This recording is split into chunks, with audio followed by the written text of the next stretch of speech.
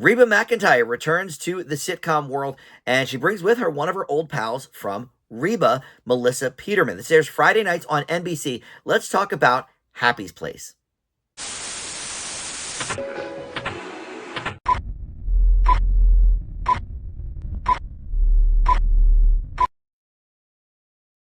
Hey guys, Dan here. This is Dan Reviews It. Welcome to my TV review for NBC's new show, Happy's Place. This airs Fridays alongside Lopez versus Lopez, another, obviously sitcom classic actor. We had the George Lopez show for a long time. And with Reba, we had her show, Reba, for, I think, 6 years, maybe 7 years. I mean, it aired a while, and then reruns in perpetuity, I'm sure. And a lot of people love that show, Reba. So can this capture that magic? Certainly, they hope so. But before we launch into the specifics of this show, let me welcome you back to the channel. If you are new around here and not one of my subscribers, please consider subscribing. Would love to have you aboard there. But if you are one of my subs already, thank you so much for returning to the channel. Always love having you guys come back. But like this video, comment below. All that stuff, of course, helps the channel out. So for the show Reba, this was obviously very, very popular, but I have to admit, I never really watched much of it. I've seen maybe 3 or 4 episodes kind of randomly, but for whatever reason, this just never, kind of popped up for me. It wasn't, appointment television, but a lot of people love that show, and I enjoyed the few episodes I watched. I just never really kind of followed up it and binged it or whatever.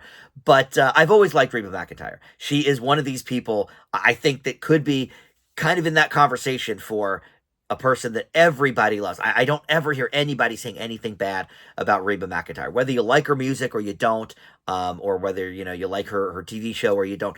I feel like she is just a beloved person. And recently she was on The Voice, which I did not watch. I saw that, the first season a million years ago, but she was a coach there, and that's of course on NBC. So maybe that got her foot in the door there, and she was able to kind of pitch some ideas. Who knows? But in any event, they saw some potential in a new sitcom with her, and NBC still doing the multi-camera studio audience sitcoms. We don't see a lot of these. I just talked about this the other week with Georgie and Mandy's First Marriage, because that is a live action or a live audience sitcom, even though Young Sheldon, its predecessor, was not. But NBC has this. It's got the Lopez show. Night Court is filmed in front of a studio audience. So NBC and CBS still sort of carrying the torch for that. Fox, I don't think, has any. I think all their comedies are animated. And then ABC only has The Conners, which is wrapping up this season. So I doubt they'll replace that with a live audience sitcom either. But in any event, Reba certainly no stranger to that world. So the basic premise here is that so she plays Bobby. Do we get her last name? I don't know, but she plays Bobby. And her father has just passed, and he owned this bar, so she inherits the bar. However, we learned in the first episode that Isabella is actually Bobby's half-sister, and she's played by Belissa Escobedo.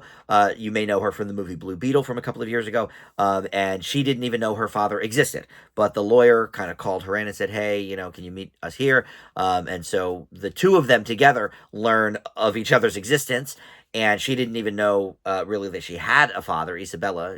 She never knew him, so it's not like he was a part of her life. But now they are co-owners of the bar and have to kind of work together. So there's 2 episodes of the show up now, and they're really sort of a continuation of each other, because the second episode is also kind of all about Bobby and Isabella having to try and work together, figuring out, okay, why did Daddy do this to us?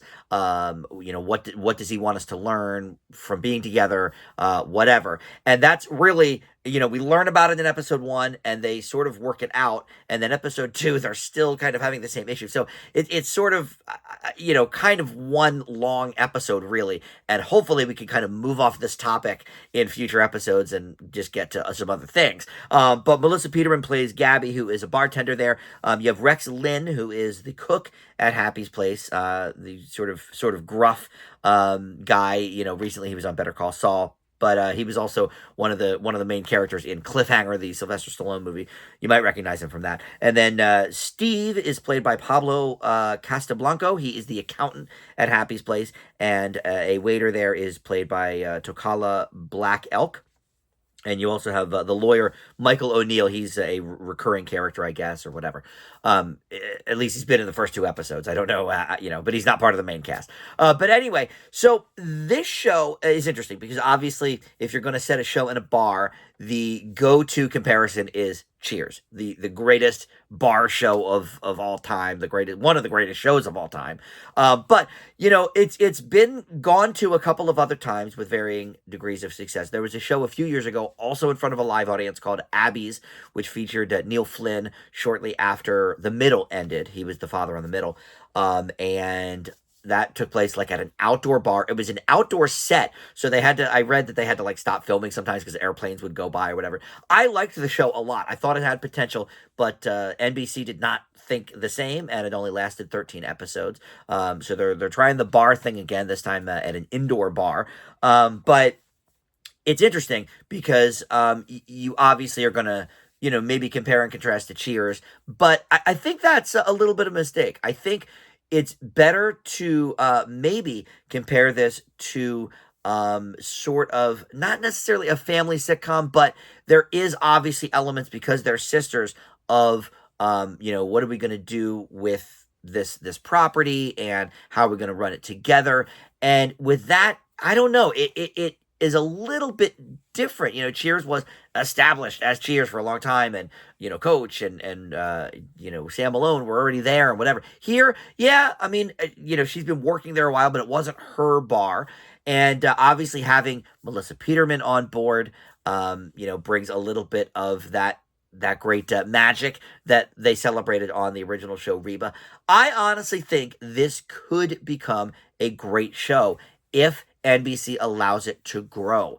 There's a little bit of a problem with networks these days. Unless something really pops, like Abbott Elementary or something, they just don't seem to give comedy shows much of a chance. And that goes for both the studio audience sitcoms and the one-camera sitcoms. And NBC is, well, I guess all the networks really are kind of notorious for bailing on shows that I think could have potential. There is potential here. It's hard to judge a sitcom really from its first episode or two because you have to set up the premise, you have to set up all the characters. But joining Melissa Peterman along and her sort of ditziness or whatever with the characters, we already kind of know a little. Even though we don't know these characters specifically, we already know that McIntyre and Peterman are going to work as a comedy duo. So I think that helps a little bit.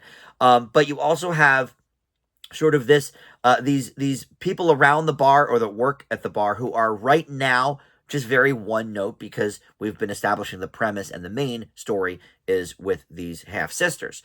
But I see potential there too if we kind of expand their characters a little bit, expand the universe. I have to admit, I definitely laughed more in the first episode of this than I did in Georgie and Mandy's First Marriage, which I liked as a show. And there again, we knew those characters at least, a little bit. Georgie we knew very well. But here I think we have sort of those elements that I can tell if they let this show grow, if they give it a chance, I think we're going to have, maybe not a new classic or whatever, but a show that could last, 5-6 years and maybe, be up there with the original Reba show in that term.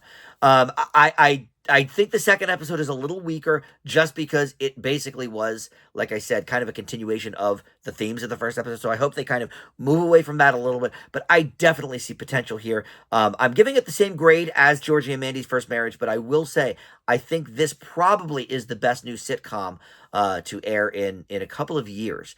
I think I see more potential with it than I do with Georgie and Mandy, if I'm being honest. So Happy's Place, it's a winner for me. I'm going to leave it with a B. And you can check this out Friday nights on NBC alongside Lopez versus Lopez, which I do not like. I watched the first couple episodes of that, and I think I gave it a D+ or something. That's very not funny. But this leads off the night, so definitely check it out. Thank you so much for watching Dan Reviews It. I'll see you next time.